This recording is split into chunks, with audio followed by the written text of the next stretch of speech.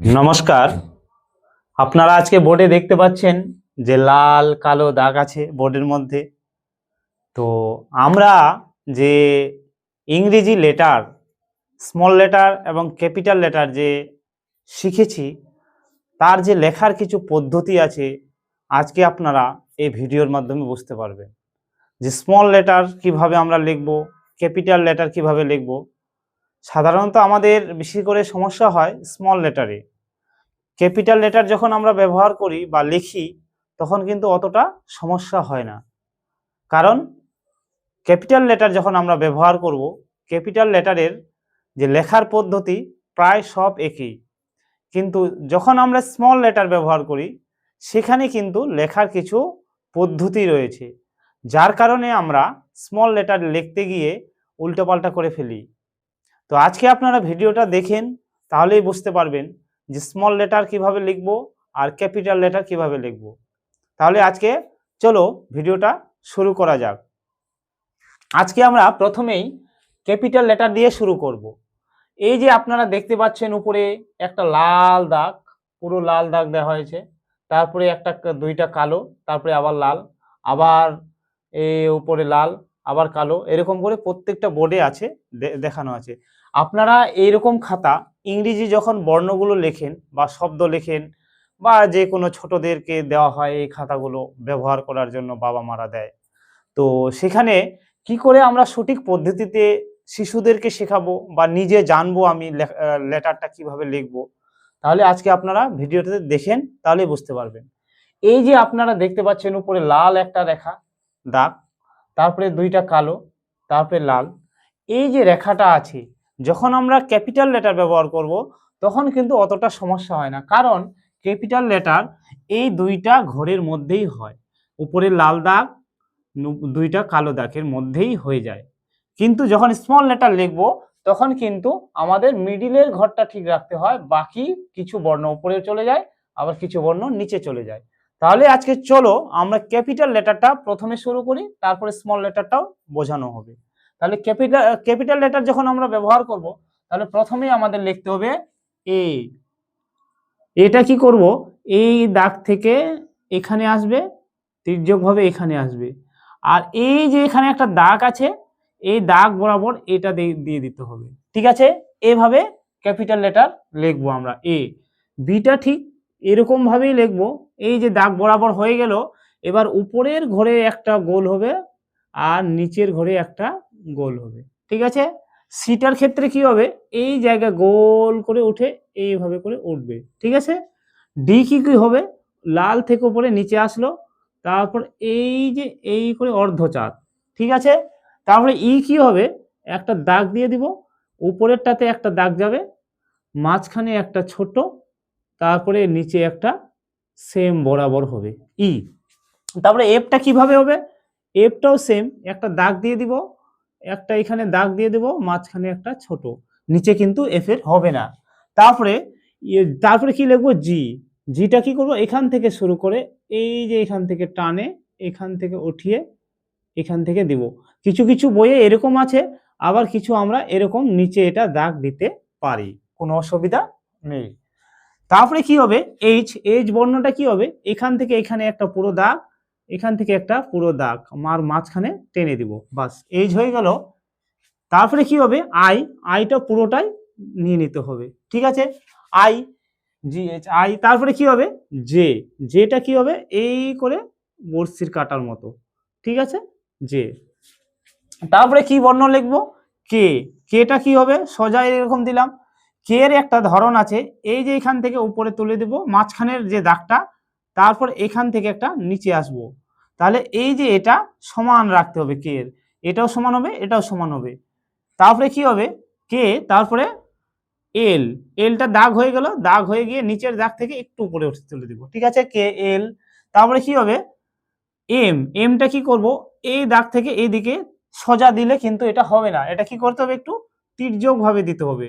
ঠিক আছে, এটা সোজা দিলে কিন্তু হবে না, এটাকে তির্যক ভাবে দিতে হবে, এইভাবে করে তির্যক। আর এই যে এটা আমরা একদম নিচে ঠেকিয়ে দিব, আবার উপরে উঠাবো, আবার নিচে ঠুকাবো। ঠিক আছে, এম। তারপরে কি হবে, এন। এনটা সোজা, তারপরে এটা তির্যক ভাবে আসবে, তারপরে এটা সোজা যাবে, ঠিক আছে। তারপরে কি হবে, ও এই দুইটা ঘরের মধ্যেই হবে। তারপরে কি হবে, পি পুরো দাগ দিয়ে দিব, দাগ দেওয়ার পরে মাঝখানের ঘরেই শুধু হবে, এটা উপরের ঘরেই শুধু পিটা দিতে হবে, মাঝখানের ঘরটা ফাঁকা থাকবে, মানে নিচে ফাঁকা থাকবে। তারপরে কি হবে, কিউ, কিউটা কি করব, গোল করে নিব, গোল করে নিয়ে এখানে দাগ দিয়ে দিলেই হয়ে যাবে। আবার কেউ স্টাইলিশ ভাবে এটা এইভাবে করেও দেয়, ঠিক আছে। তারপরে কি লিখবো, আর আরটা কি হবে, পি এর মতো ঘর নিয়ে এখানে আরটা এরকম সোজা আসবে, এইরকম করে সোজা আসবে, এটা সোজা।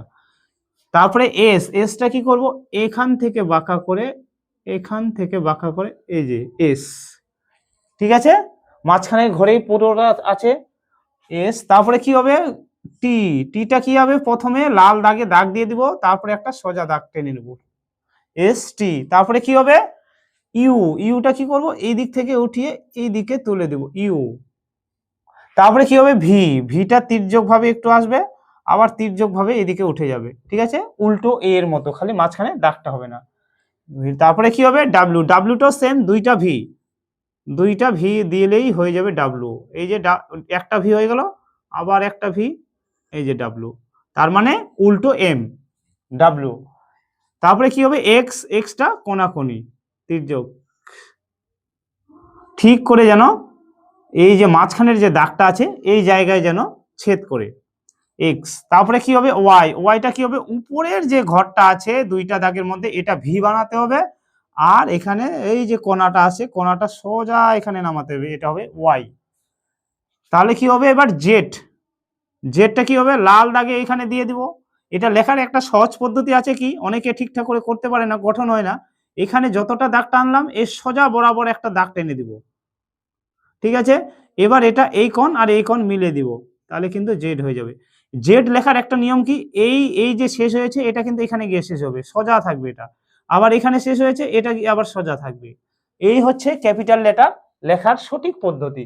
দেখেন প্রত্যেকটা বর্ণই আছে, A, B, C, D, E, F, G, H, I, J, K, L, M, N, O, P, Q, R, S, T, U, V, W, X, Y, Z.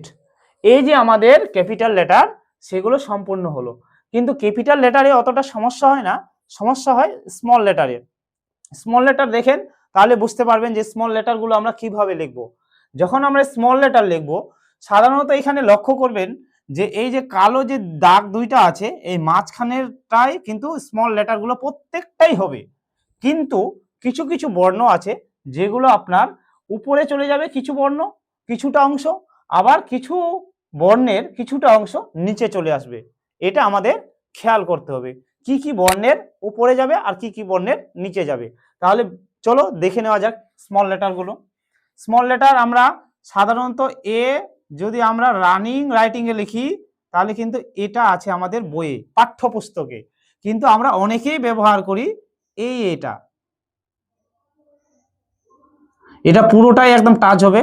তাহলে আমরা কিন্তু বইয়ে যে ছাপানো আছে সে কিন্তু এটা এ, আর এটা কিন্তু কার্সিভ রাইটিং এ আমরা লিখি সাধারণত খাতায়, কিন্তু দুটাই ঠিক এ। তারপরে বি কি হবে, এটা পুরো দাগ দিব, এই দুইটা করে নিতে হবে, উপরে তিনটা দাগে টানতে হবে আর মাঝখানের ঘরে গোল করে দিতে হবে বি। সি, মাঝখানের ঘরেই শুধু সি হবে, ঠিক আছে। এখানে বড় ছিল দুইটা করে, এখানে শুধু একটা করে সি। তারপরে ডি, ডিটা কি হবে, একটা দাগ দিয়ে দিব বি এর উল্টো দিকে, বি এদিকে আছে তাহলে ডিটা এদিকে হয়ে যাবে মাঝখানের ঘরে, ঠিক আছে ডি।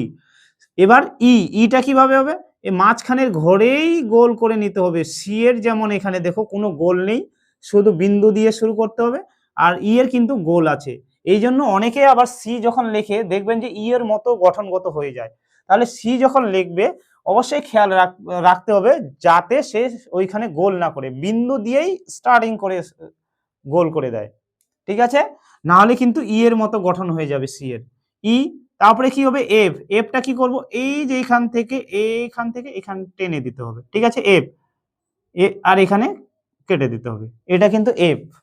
ই এফ, তারপরে জি, জিটা কিভাবে হবে, এই যে এখান থেকে আমরা নিব একটা জি, ইংরেজি 9 জি হয়ে গেছে। অনেকে আবার এই জিটাকে এইভাবেও লেখে, এটা কিন্তু কার্সিভ রাইটিং এ এইভাবে করে ঠিকিয়ে দেয় জি। ঠিক আছে, দুটাই ঠিক আছে, তো দুটাই চলে, কোনো অসুবিধা নেই, এটা এইভাবে চলবে, এটা এইভাবে নিতে হবে। তারপরে এইচ, এইচটা কি করব, উপরের দাগ থেকে আসবে, লাল দাগ থেকে নিচে আসবে এইচ, তারপরে এই যে এখানে ঘরের মধ্যে এটা বাঁকাটা হবে এইচ। তারপরে কি হবে আই, আইটা কি হবে, এখানে পুরো ঘরটা দাগ হবে, তারপরে উপরে ফোঁটাটা হবে আই, জি এইচ আই। তারপরে যেটা কি হবে, যেটা নিচের ঘরে চলে আসবে, মাঝখানের এই যে দাগগুলো থেকে নিচের ঘরের লাইনে চলে আসবে যে, আর উপরে ফোঁটাটা হবে। তারপরে কে, কেটা কিভাবে হবে, উপরের দাগে হবে, আর মাঝখানের ঘরে এই যে বাড়তিগুলো বার হয়ে যাবে কের, এটা কিন্তু বাড়তি এরকম থাকবে কেটা, কেটা সবসময় কেটা তাহলে কি উপরে উঠে গেল, মাঝখানে শুধু তার যে দুইটা দুই দিকে চলে গেছে সেটা থাকলো কে। আর এলটা কিভাবে হবে, এল, এল সোজা একটা দাগ, ইংরেজি একটা সোজা দাগ দিয়ে দিলেই এল হয়ে গেল, কিন্তু এটা বাংলায় কিন্তু বড় হাতের আমরা আই যে লিখি সেখানেও কিন্তু দাগ আছে, এখানে আমরা দাগ দিলেও দিতে পারি আইটা, না দিলেও দিতে পারি আই, আই হয়েছে। তারপরে এল হলো, তাহলে আই যে কি এল হলো, এল এর পরে কি হবে এম, এমটা কিন্তু সাধারণ মিডিলের ঘরে হবে, এটা কি করবো একটু বাঁকা করে এরকম করে নিয়ে সোজা দাগ, তারপরে এটাকে যদি এরকম না ওঠাই এরকম করেও নেওয়া যায়, এম, এম হয়ে গেল। তারপরে এন, এন এর কি একটা দাগ কমিয়ে দিতে হবে, এম এন, এন হয়ে গেল। তারপর ওটা কি হবে, মাঝখানের ঘরেই গোল হয়ে যাবে, দেখেন এম এন কিন্তু মাঝখানের ঘরেই আছে। তারপরে পি, পি কিন্তু নিচের দিকে নামবে, নিচের দিকে নামলো, মাঝখানের ঘরে গোল করতে হবে, ঠিক আছে। কিউ, কিউর ক্ষেত্রে সেম, মাঝখানের ঘরেই থেকে নিচে নামবে, নিচে নামার পরে পি এর উল্টো দিকে অপোজিটে এই দিকে কিউ, ঠিক আছে। তারপরে আর, আরটা কি হবে, মাঝখানের ঘরেই থাকবে, আর এসটা কি হবে, মাঝখানের ঘরেই থাকবে এস। তারপরে টি, টিটা কি হবে, উপরের ঘর থেকে নিচে বাঁকা হয়ে যাবে, আর মাঝখানের এই দাগটাকে কেটে দিতে হবে, এস টি। তারপরে কি হবে ইউ, ইউটা কি হবে, এই মাঝখানের ঘরেই থাকবে, আর নিচে করে দিতে হবে উল্টো এন, এস টি ইউ। তারপরে কি হবে ভি, ভিটা কি হবে, মাঝখানের ঘরে, বড় ক্যাপিটাল লেটারের মতোই, কিন্তু এটা একটু আকারে ছোট, মাঝখানের ঘরে শুধু থাকবে ভি। তারপরে কি হবে ডাব্লিউ, ডাব্লিউটা কি হবে, দুইটা ভি এর মতো, স্মল লেটারটাও ডাব্লিউ, ঠিক আছে। তারপরে কি হবে ইউ ডাব্লিউ, তারপরে এক্স, এক্সটা কিন্তু মাঝখানের ঘরেই হবে। তারপরে কি হবে এক্স এর পরে ওয়াই, ওয়াইটা কি হবে, মাঝখানের ঘরে এরকম করে একটা দিতে হবে, ঠিক আছে, দাগ বরাবর। তারপর এটাকে আপনি বাঁকা করে এইরকম করে দিয়ে দিবেন, ওয়াই হয়ে গেল কিন্তু, ঠিক আছে। জেডটা কি হবে, মাঝখানের ঘরে, তো বড় হাতের যে জেডটা লিখছিলাম ক্যাপিটাল লেটার ওই রকমের দিবেন দাগ, তারপরে এরকম, তারপরে এটা তির্যক ভাবে দিয়ে দিবেন, জেড হয়ে গেল কিন্তু।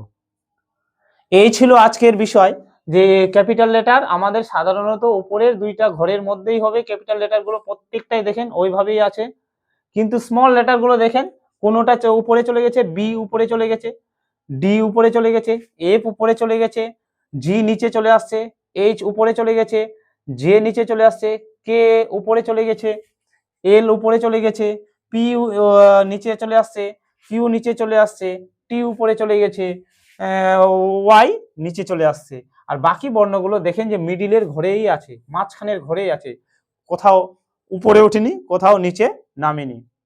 এই ছিল আজকের স্মল লেটার এবং ক্যাপিটাল লেটার নিয়ে আলোচনা।